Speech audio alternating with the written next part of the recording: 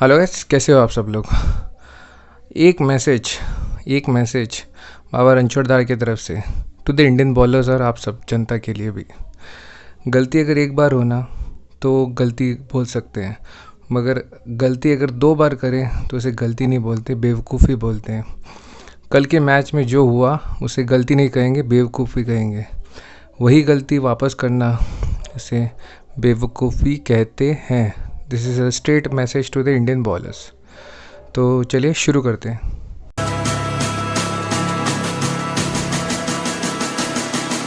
So why is it so hard to let you go?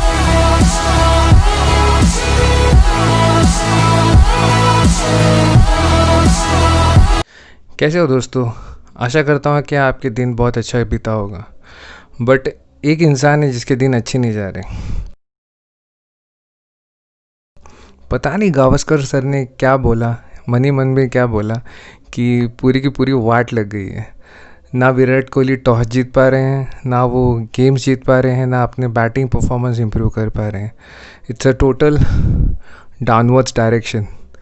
But anyways guys, match का सूरत हाल सुनने से पहले आप दोनों टीमों की लाइनअप्स देख लीजिए।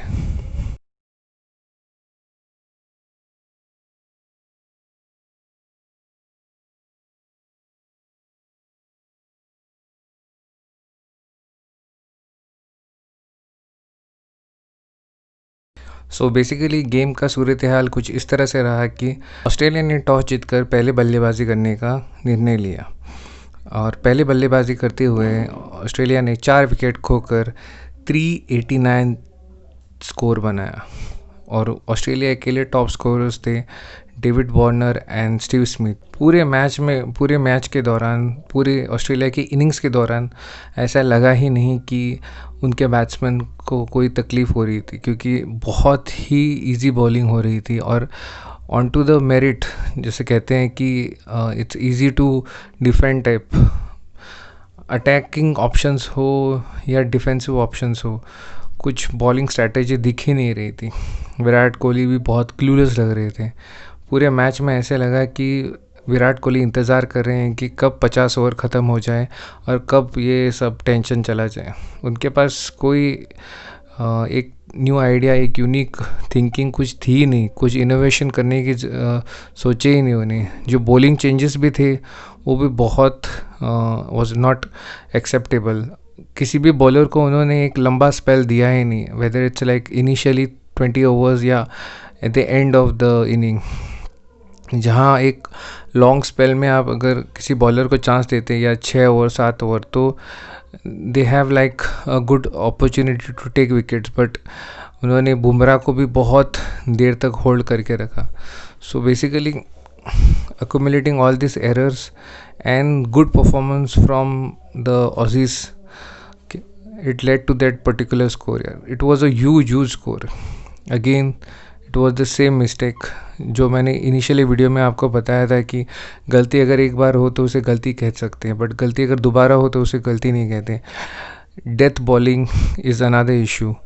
The fifth bowler is also another issue. Ravindra Jadeja बहुत अच्छे बॉलर है, but we need a good option at the fifth. Hardik Pandya is good option but he is not fit. So वो जो एक एफिशिएंसी रहती है वो नहीं दिखी मुझे। इस मैच में रविंद्र जडेजा की जगह एक अच्छा फास्ट बॉलर खिलाने की ज़रूरत थी, बट विराट कोहली ने उसे ऑप्ट नहीं किया और उसी की वजह से और प्रॉब्लम्स हुई। जो score eight the and, the back and of the inning जो गए, अगर वो बीच में हमारे पास एक स्पेशलिस्ट बॉलर होता तो शायद, स्पेशलिस्ट फास्ट बॉलर होता तो शायद इतने स्कोर नहीं बनते। एनीवेज, पूरी इनिंग में मुझे अगर कोई 2 बैट्समैन बहुत पसंद है ऑस्ट्रेलिया के, तो एक थे स्टीव स्मिथ और डेविड वार्नर। स्टीव स्मिथ तो हीरा है, हीरा, कोहिनूर का हीरा है। वो जिस तरह की बैटिंग करते हैं ना, लाजवाब यार। किसी भी बॉलर को कभी भी शायद क्या कहते हैं, कभी लगा नहीं कि शायद वो उन्हें आउट कर सकते हैं, बट इतनी superb inning, back to back superb यार। एंड डेविड वार्नर तो लाजवाब यार। मेरे को लगता है कि टॉप 3 ओपनिंग बैट्समैन में आते हैं वो। अगर वो रन आउट नहीं होते ना तो ये शायद स्कोर जो लगभग 400 है, मुझे लगता है 450 तक चला जाता था। अगर वो रन आउट नहीं होते ना तो डेफिनेटली 450 तक ये स्कोर जाने वाला था, क्योंकि वो जिस तरह बैटिंग कर रहे थे ना, बहुत लाजवाब, बहुत ही ज़बरदस्त। एनीवेज, इसके बाद सेकेंड इनिंग में इंडिया ने रिप्लाई, इतने बड़े स्कोर का रिप्लाई बहुत बुरी तरह से किया। शिखर धवन आउट, और उनके मेन बैट्समैन, ओपनिंग बैट्समैन, दोनों ही बैट्समैन आउट होकर चले गए थे। शिखर धवन भी आउट होकर चले गए थे।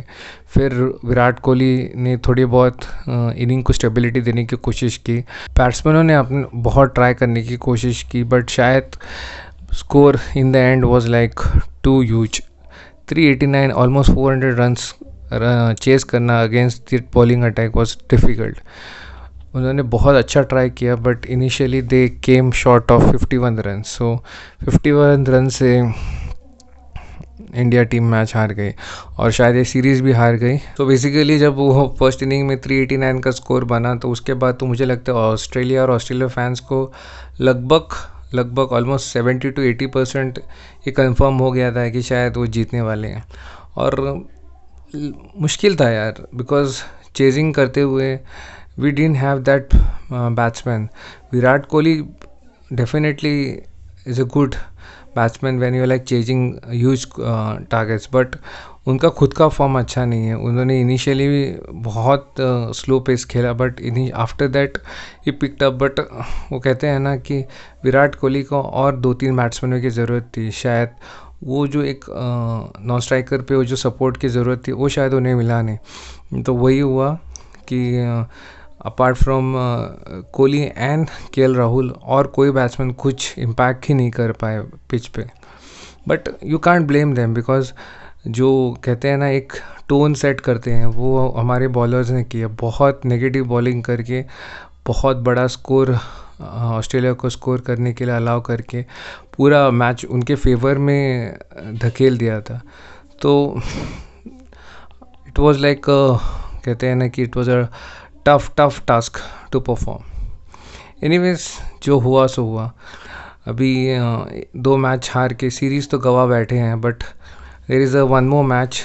कहते हैं ना सैल्वेशन की ज़रूरत है, वो एक एफर्ट की ज़रूरत है, और शायद अपने प्राइड के लिए खेलने की ज़रूरत है, और खेल कर इंडिया के लिए जीतने की ज़रूरत है।